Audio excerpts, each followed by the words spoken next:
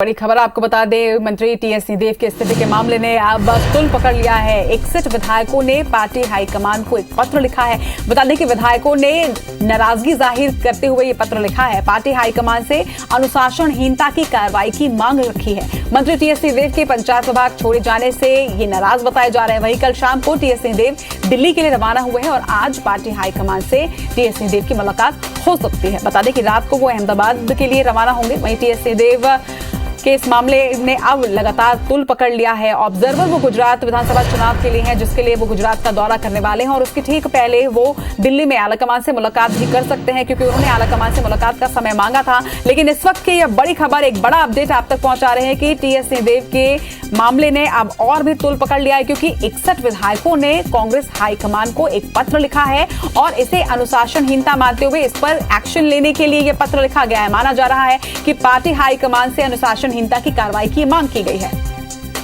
इस खबर पर ज्यादा जानकारी के साथ हमारे सहयोगी राजेश मिश्रा इस वक्त हमारे साथ जुड़ रहे हैं। राजेश, ये मामला अब संभलता हुआ तो नजर बिल्कुल भी नहीं आ रहा है। पहले टीएस सिंहदेव का इस्तीफा, जिसके बाद अब ये खबर सामने आ रही है कि 61 विधायकों ने हाईकमान को एक पत्र लिखा है जिसमें अनुशासनहीनता की बात कही गई है। तो यानी ये मामला अब दिल्ली जाके ही क्या संभलेगा? देखिए, निश्चित रूप से क्योंकि नाराजगी इस बात को लेकर कांग्रेस के मंत्री और विधायकों की थी, जिसमें 61 विधायकों ने तो बाकायदा हस्ताक्षर भी किया और उनकी नाराजगी इस बात को लेकर थी कि टीएस सिंहदेव जो मंत्री हैं उन्होंने पंचायत विभाग छोड़ दिया है और तो उसको लेकर नाराजगी थी। और जो जानकारी मिली कि 61 विधायकों ने हस्ताक्षर किया और उन्होंने इसे अनुशासनहीनता माना है और निश्चित रूप से ये मामला हाईकमान पहुंच चुका है। और जब हमारी इस संबंध में कल टीएस सिंहदेव से बातचीत हुई तो उन्होंने कहा कि अगर कोई इसे अनुशासनहीनता मान रहा है तो ये उनकी सोच है। अगर वो बैठक में होते, उस बैठक में जिनमें विधायकों की बैठक हुई थी जिसमें उन्होंने अनुशासनहीनता की बात कही थी, अगर वो होते तो अपना पक्ष वहां पर रखते, मगर वो नहीं थे तो इस मामले में कुछ नहीं कहेंगे। और जो जानकारी मिली है कि कल शाम को ही टीएस सिंहदेव जो है वो दिल्ली चले गए हैं और अभी अब तक ये जो जानकारी मिली है कि हाईकमान से उनकी मुलाकात होनी थी, मगर हाईकमान से उनकी मुलाकात नहीं हुई है।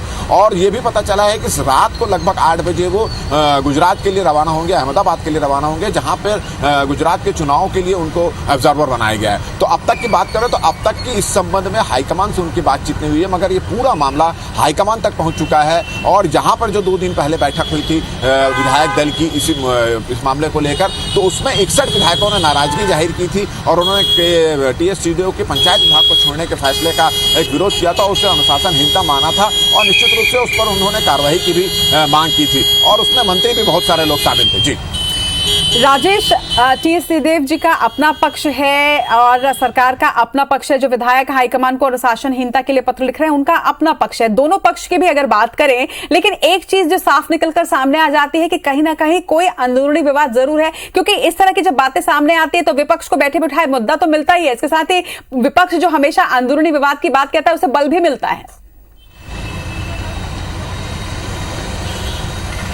बिल्कुल, निश्चित रूप से जिस तरह से एक वरिष्ठ मंत्री टीएस सिंहदेव ने, उनके पास जो विभाग थे, स्वास्थ्य विभाग, पंचायत विभाग, उन्होंने पंचायत विभाग छोड़ दिया और इसकी वजह भी उन्होंने बताई कि उस विभाग में उनकी नहीं चल रही थी, कुछ उसमें निर्णय लिए गए थे, उससे वो सहमत नहीं थे, जो कारण बताते हुए उन्होंने इस्तीफा दे दिया। तो निश्चित रूप से इसमें कहीं ना कहीं ये बात तो उजागर होती है कि सरकार की से नाराजगी थी उनकी और इसी वजह से उन्होंने एक विभाग छोड़ा है। और जैसा आपने कहा कि ये विपक्ष को एक बैठा बिठाया मुद्दा मिल चुका है, क्योंकि वो विपक्ष अक्सर ये बात उठाता है कि कांग्रेस में अंतर कलह चल रही है, गुटबाजी चल रही है और इस मामले ने इस बात को साबित भी कर दिया। और यही वजह है कि अब आने वाला जो मानसून सत्र जो कल शुरू होने वाला है उसमें भी ये मुद्दा गरमाएगा और भारतीय जनता पार्टी के जो विधायक है इस मुद्दे पर सरकार को और सत्ता पक्ष के विधायकों को घेरने की भी कोशिश करेंगे। जी राजेश, एक सवाल और यहाँ पर खड़ा होता है कि क्या वाकई में आलाकमान के हस्तक्षेप के बाद ये मामला सुलझेगा? क्योंकि पिछली बार भी जिस तरह की स्थिति बनी थी उस वक्त भी आलाकमान ने हस्तक्षेप किया था लेकिन मामला शांत हुआ था,